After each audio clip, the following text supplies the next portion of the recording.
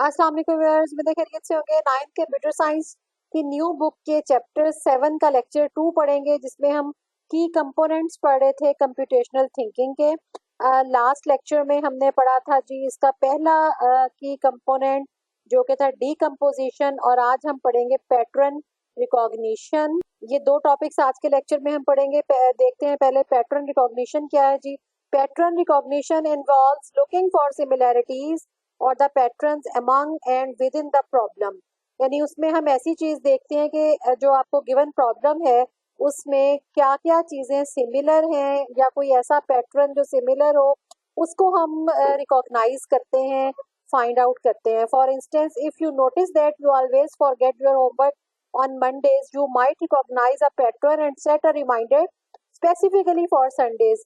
यानी उसने क्या एग्जांपल दी कि अगर आपने ये नोटिस किया हो कि आप हमेशा मंडे का जो है वो काम भूल जाते हैं, तो ये रिकॉग्नाइज करने की जरूरत है कि जाहिर है उसके अंदर एक पैटर्न है कि पीछे संडे गुजरा होता है और आप जो है वो दूसरे कामों में बिजी हो जाते हैं या अपने माइंड को फ्री रखना चाहते हैं, तो आप मंडे का काम भूल जाते हैं।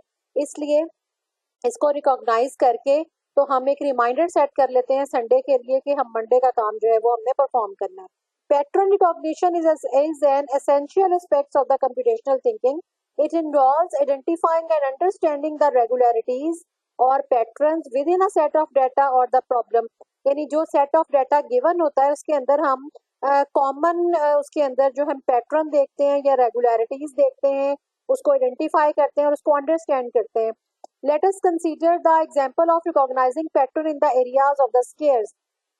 यानी स्केयर्स की एग्जांपल वो दे रहा है जी। The upper row in figure 7.2 represent the side lengths of the square ranging from 1 to 7।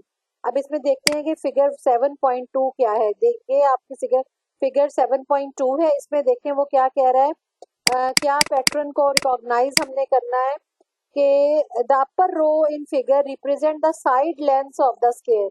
जो अपर रो है वो क्या कह रही है जी, स्केयर की साइड लेंथ जो है वो आपको बता रही है, दिस वन। ठीक है जी। और lower row shows the corresponding areas of this squares, और जो लोअर रो है ये वाली वो आपको इसका एरिया बता रही है। तो अब इसमें हमने पैटर्न को कैसे रिकॉग्नाइज करेंगे वो तरीका मैं आपको बताती हूँ। We can observe a pattern in how the area increases, के एरिया किस तरीके से जो है वो इंक्रीज हो रहा है, इसको हमने देखना है। यहाँ पे देखें साइड लेंथ जो पहले की है वो क्या है, 1। ठीक है जी। साइड लेंथ 2 क्या है और उसका एरिया क्या है, 2 का स्क्वायर, फिर 3 का स्क्वायर, फिर 4 का स्क्वायर। ये देखें आपको नजर आ रहा होगा, यहाँ पे साइड अगर 1 है तो एरिया उसका 1 है, यहाँ 2 है साइड तो एरिया उसका क्या है, 4। साइड 3 है तो उसका एरिया क्या है, 9। यानी आपने ये इसको आइडेंटिफाई करना है कि ये स्क्वायर अगर हम लेंगे तो जो साइड है उसी का स्क्वायर ले लें तो आपका एरिया जो है फाइंड आउट हो जाता है। यानी 1 का स्क्वायर लें तो 1 एरिया, 2 का स्क्वायर लिया तो 4 एरिया, 3 का स्क्वायर लिया तो 9 आ गया, 4 का स्क्वायर लिया तो 16 आ गया, 5 का स्क्वायर लिया 25 आ गया, 6 का स्क्वायर 36 और 7। तो इसका पैटर्न कैसे निकलेगा, पैटर्न इस तरीके से भी हम निकाल सकते हैं कि ये 4 जो आया है ये 1 + 3, और ये अगर 9 आया है तो ये कैसे बना है, 1 3 और 5। ये 16 स्क्वायर से 16 आ गया, लेकिन उसकी डीकम्पोजिशन कैसे हुई, 1 + 3 + 5 + 7, और ये 25 की 1। अब आपने इसमें नोटिस किया होगा कि तमाम जो ऑड नंबर्स हैं 1 से लेके ऑड नंबर तक जो है वो क्या है, उसको ऐड कर दें तो ये आपका अगला नंबर जो है वो आ जाता है। यानी इसमें आपका जैसे इसको ऐड किया 1 + 3 + 5 + 7 + 9 + 11 + 13, यानी एक और ऑड नंबर पिछला जहां तक आपने ऐड किया उससे आगे आपने एक ऑड नंबर और करना है। जैसे यहाँ 1 किया तो इससे अगला ऑड नंबर 3 था, 1 + 3 किया 4 आ गया। इससे अगला ऑड 5 था तो 1 + 3 + 5 कर दिया। ये 7, इससे एक 5 से आगे एक और 7 ऐड कर दिया, फिर 7 से आगे ऑड नंबर 9, 9 से आगे 11 और 11 से आगे 13। तो ये हम ऐड अगर हम इसको करें, ये 13 और 11 कितना हो गया, 24, 24 और 9 33, 33 7 जो है वो 40 हो गया, 45 48 और 49। राइट। यहाँ पे जो है आप दो पैटर्न आपको मिल गए। एक तो ये मिल गया कि यहाँ पे आप स्केयर लें, अगर उसी साइड का स्केयर ले लें तो आपका आंसर आ जाता है। और दूसरा आपको हिंट इसमें मिला कि अगर हम ऑड नंबर्स ऐड करते जाएं तब भी हमारा जो है वो आंसर आ जाता है। यहाँ पे 47 जो है वो मेरे ख्याल है बुक मिस्टेक है, टाइपिंग मिस्टेक है, यहाँ 49 आपका जो है वो आना है, तो आपने इसको ठीक कर लेना है। सैंपल हो गई। आपने इसमें से याद क्या चीज करनी है, पैटर्न रिकॉग्निशन की डेफिनेशन करनी है, यहाँ से कर लें। Pattern recognition is an essential aspect of the computational thinking. It involves identifying and understanding the regularities or the patterns within the set of data or the problems। यहाँ तक इसकी डेफिनेशन करने के बाद आपने यही एग्जांपल जो बुक में गिवन है ये आपने लिख देनी है, साथ आपने ये टेबल बना देनी, राइट। इतना इनफ है शॉर्ट क्वेश्चन के लिए। उसके बाद नेक्स्ट टॉपिक आ जाए जी, एब्स्ट्रैक्शन। तीसरा की कंपोनेंट है कंप्यूटेशनल थिंकिंग का abstraction. Abstraction is a fundamental concept in problem solving, especially in computer science. It involves simplifying the complex problem by breaking them down into smaller, more manageable parts and focusing only on the essential details while ignoring the necessary ones. This helps in understanding, designing and solving the problem more efficiently.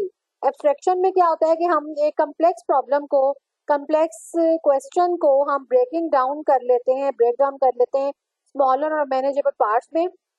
ये काम हमने किस में किया था, decomposition में भी किया था, लेकिन एब्स्ट्रैक्शन में क्या है कि हम जो है इसमें जो ब्रेक डाउन तो इसको करते ही करते हैं, लेकिन उसके साथ साथ हम क्या करते हैं, सिर्फ एसेंशियल डिटेल्स को फोकस करते हैं और अननेसेसरी को इग्नोर कर दिया जाता है। डेफिनेशन क्या एब्स्ट्रैक्शन की, abstraction is the process of hiding the complex detail while exposing only the necessary parts.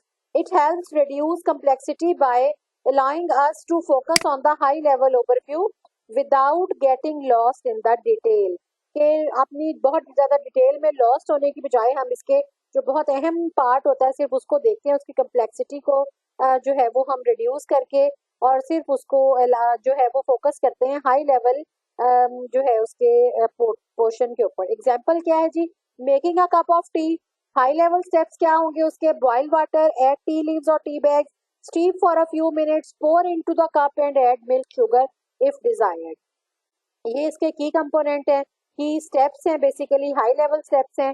बाकी इसके अंदर जो माइनर से स्टेप्स होंगे कि आपने इसको कितनी देर पकाना है, कितनी उसमें जो है वो शुगर डालनी है, कितना मिल्क डालना है, या कितने मिनट के बाद डालना है, कितने मिनट उबालना है, उसको हमने इग्नोर कर देना है।